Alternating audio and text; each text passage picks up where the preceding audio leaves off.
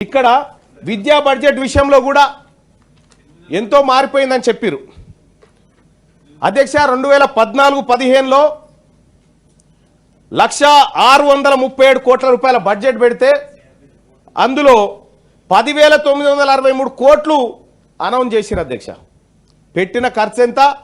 6,159 కోట్ల అధ్యక్ష ఈడ 4,804 కోట్ల రూపాయలు ఖర్చే పెట్టలేదు ఇక 2015-16 బడ్జెట్లో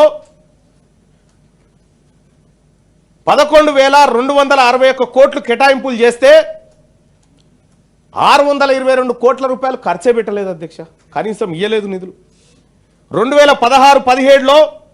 1,30,415 కోట్ల రూపాయల బడ్జెట్ పెడితే అందులో 8.23% ఎడ్యుకేషన్ కానీ కేటాయిస్తే అందులో 1,110 కోట్ల రూపాయలు ఖర్చు పెట్టలేదు అధ్యక్ష ఎడ్యుకేషన్ పట్ల ఇట్లా చెప్పుకుంటూ పోతే ఎడ్యుకేషన్ పట్ల గత ప్రభుత్వానికి ఎలాంటి చిత్తశుద్ధి లేదనేది అర్థమవుతుంది అధ్యక్ష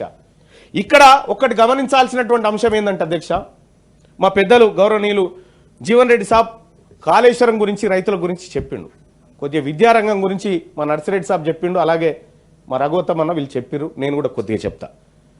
ఇదే గతంలో ఉన్నటువంటి ప్రభుత్వం పేదవాడికి నాణ్యమైన విద్య అందించడానికి నిధులు విడుదల చేయలే పోని కానీ ఇదే కాంగ్రెస్ పార్టీ ప్రభుత్వం గతంలో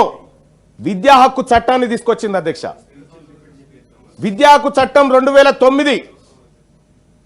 సెక్షన్ 12(1)(c) ప్రకారం 25% సీట్లను ప్రైవేట్ స్కూళ్లలో కార్పొరేట్ స్కూల్లో పేద వర్గాలకు ఇయ్యాలనేటువంటి